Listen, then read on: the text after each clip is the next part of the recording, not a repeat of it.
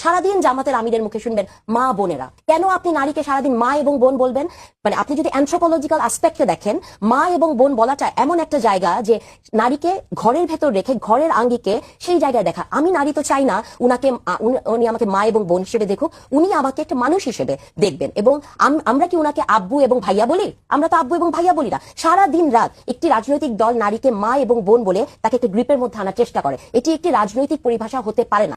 और अभी तो रुको, ক্লাইম্যাক্স अभी বাকি।